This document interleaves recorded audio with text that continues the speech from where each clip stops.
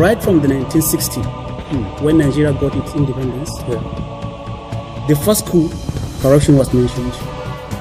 As in, how can the people now contribute in this fight against corruption? When you look at it, fighting of corruption is not one man business. It's the teamwork. It's the teamwork. If we can come together and fight corruption, we can bury everything overnight. As a citizen of Nigeria, what can be done to make the society better? You know, as a woman here, you know, as a mother. The society doesn't want to give these women opportunities because they think these women can come and dominate the role men play in the society.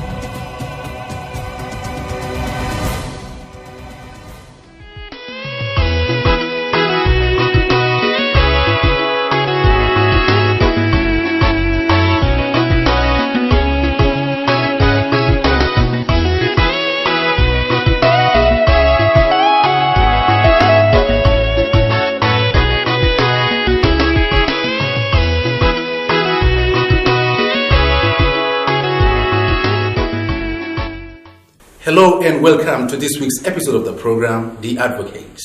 My name is Jack Vincent Fidelis and I'm your host. On The Advocate, on a weekly basis, we discuss issues of anti-corruption and accountability in governance. On a weekly basis as well, we bring guests who help us to highlight these issues. Today, I have a very special guest. My guest is Muhammad Umaru Esquire. He is the chairman, Nigerian Bar Association, Maiduguri. Sir, you're welcome. It's my pleasure. Thank you. For the benefits of the general public, what are the functions of the Nigerian Bar Association, NBA, and how do these functions affect the general public? Yes, the functions of the Nigerian Bar Association. Let me just put it in a very straight and simple way.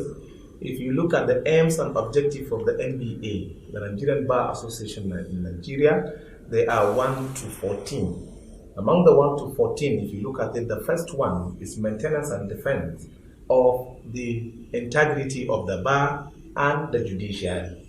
That is one of the functions of the NBA. Secondly, if you look at it, is the promotion of the continuing education of the members of the bar and at the same time the administration of justice system in Nigeria. Therefore, if you go deep, you see that lawyers in their functions, they will also have to see that they adhere to the etiquette of the profession. All these things, I'm summarizing it for one to know that once you adhere to these things as your functions, being a member of the NBA or the NBA in a whole, certainly you can achieve whatever you want to achieve, and the Nigerians will benefit from it in whatever functions they want to do. Good. And you think from what you've said, Nigerians, the ordinary general public, have something to benefit from your activities? Very well. If you look at the other functions or aims and objectives of the bar, is to assist by giving legal aid, by giving his own services ex gratia on pro bono basis. That is free of charge. He will assist the downtrodden in the society or the vulnerables in the society where they want to access justice. Okay, yes.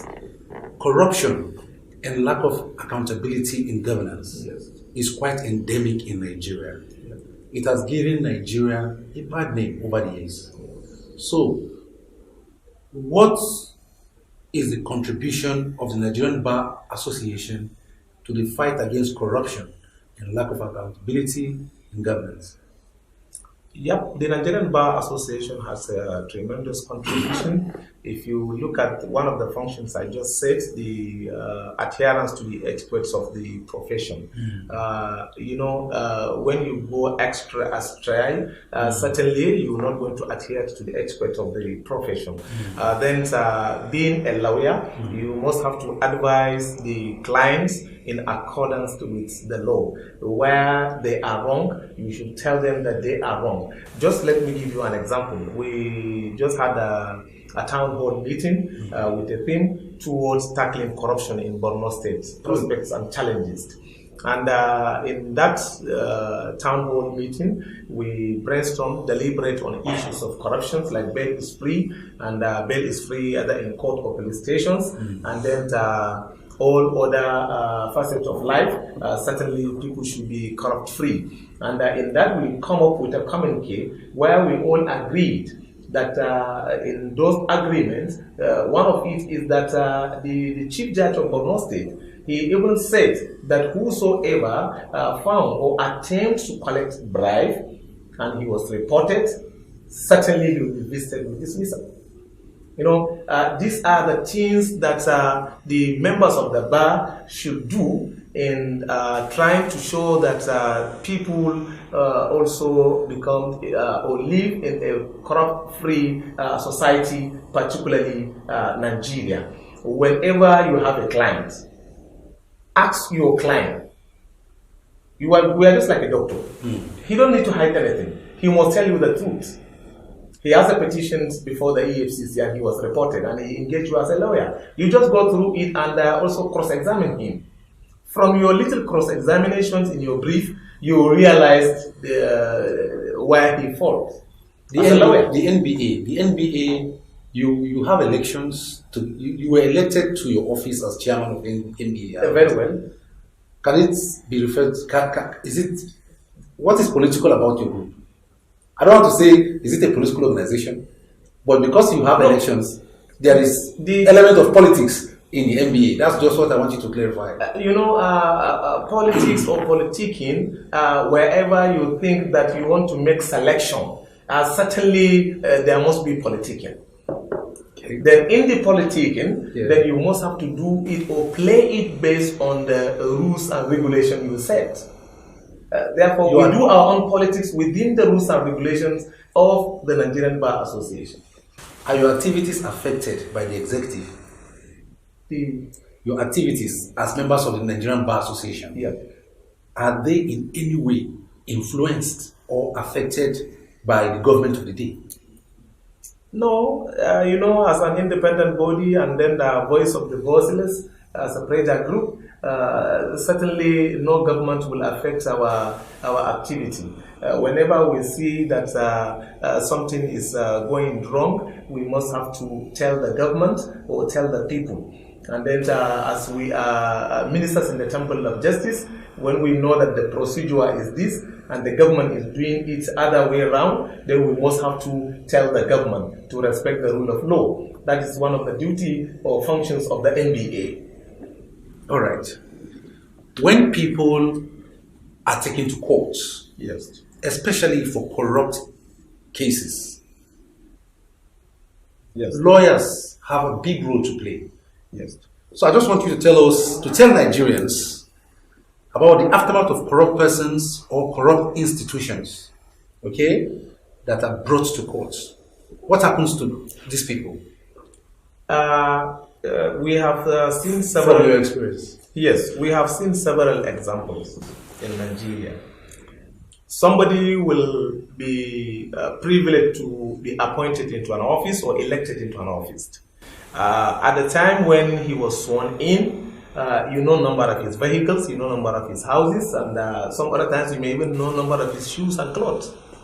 But at the end of the day, after leaving the office after 4 years or 8 years for the executive governors or other appointed politicians, then you will see that they have surmised certain wealth that certainly if you ask them to account, they will find it very difficult. And that's what leads to several petitions. Maybe at the time when they are in office, they didn't do certain things that they're supposed to do, and they failed to do it. Then at the end of the day, they will be taken to court. Some other times you will see from experience. Just to give an example of one person who was appointed in a very higher office and in the federation, and then when he was served with interim forfeiture of some of his houses and what have you, they refused to engage a counsel to defend that. and they deliberately leave it, and at the end of the day, the court now granted the absolute forfeiture where they forfeit the property to the government. That is, if it were your own legitimate well, certainly even if it's one farm, you will not leave it. Be it property in Abuja or in any of your villages. But because you know how you got it, therefore then you will not say, okay, if they have pinpointed this, I have heard certain ones, and then the hidden one, they didn't see it, then let it be. At the end of the day, you will see that his children, they are in maybe UK or they are in American and so schooling. Then they will be sent back home because you will not be able to pay the school fees. Thank you very much. You see, these are the aftermath of all this kind of issue of corruption. Thank you very much, Muhammad Umaru, Esquire, Chairman, Nigerian Bar Association, Maiduguri. I am quite impressed by your contribution so far. Thank you. Viewer, that is the first segment of our program. We have to pay some bills. If you don't go away, we'll continue.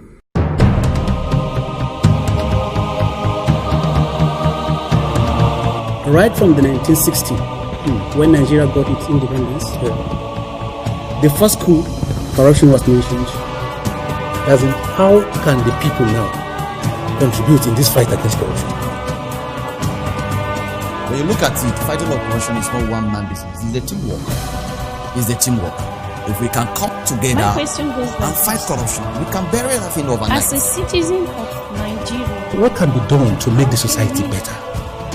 You know, as a woman here, you know, as a mother. The society doesn't want to give these women opportunities because they think these women can come and dominate the role men play in the society.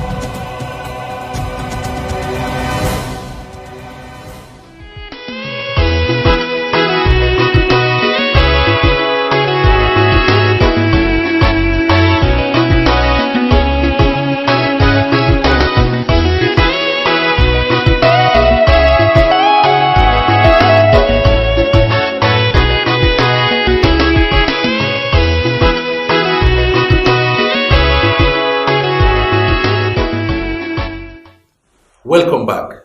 The program is The Advocate, a program where we discuss issues of anti-corruption and accountability in governance. My guest is Muhammad Umaru, Esquire. He is the chairman of Nigerian Bar Association. So far, he has been doing very well. So far, he has been impressive. And it's on that note that I want to say, is there hope for a better Nigeria going forward? Yeah, there's a hope. You know, if you will vividly recall when the former president, Olusegun Obasanjo, lived in Nigeria, the office, he was asked, why did you leave to Nigeria? And he said, hope. Therefore, that hope is still here. And then Nigerians have the hope that in the nearest future, this issue or the tag corruption certainly will be fought. And then Nigerians will find it that in Nigeria, we will have an officer whom if you offer anything like bribe, he is the one to report you and not for him to ask you. Like for instance, in our town hall meeting, we agreed, the representative of the police commissioner, the DCP Yomi Esquire, he was there too, and he assured us that bail is free, and he meant it. Bail is free. Therefore, we resolved that whosoever went to any of the police station and he found that any officer asked for that, certainly he is only quitting his own job. Certainly he will be dismissed if found guilty. Therefore, the hope for Nigerians is that we have tested it and we have seen it, that corruption is trying to pack its own luggage and leave Nigeria and leave the governance of Nigeria for good. Thank you very much. Certainly when the corruption leaves us, and all of us will enjoy, and we have started seeing it. We hope so. Yes. Thank you. Well, is there any scenario, or could there be a scenario where somebody is not defended in court by lawyers because of corruption against them? Could there be a scenario like that?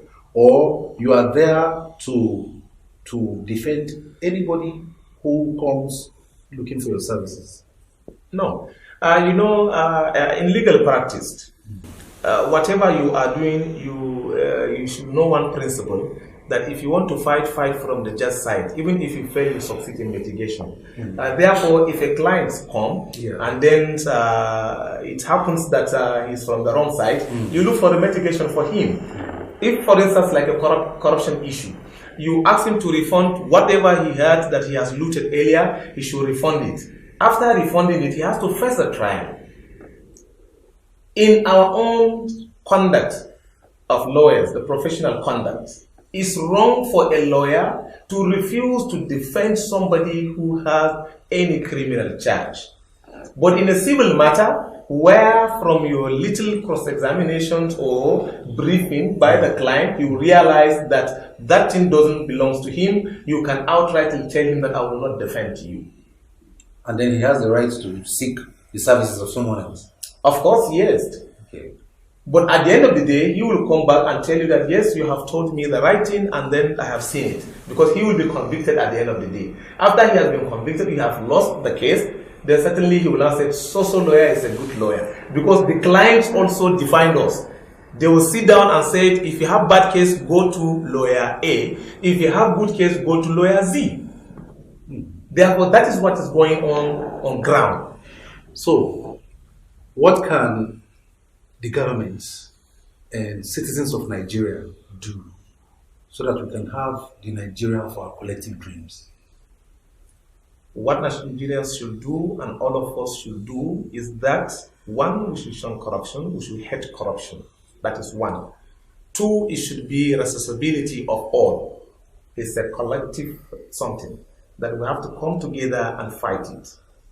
If I see anything wrong, I should speak, I should talk, and I should report.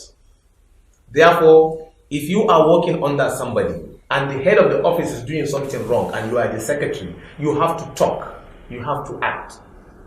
Is this not easier said than done?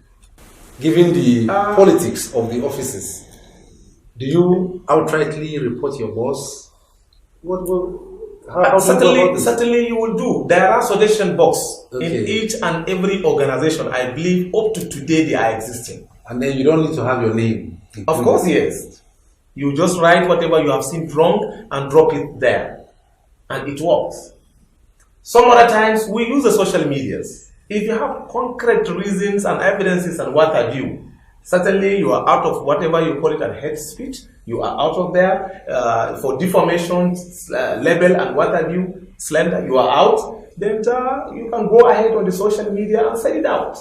Now, I just want to know if there's any symbiotic working relationship between the Nigerian Bar Association on the one hand and anti-graft agencies like the EFCC on the other hand.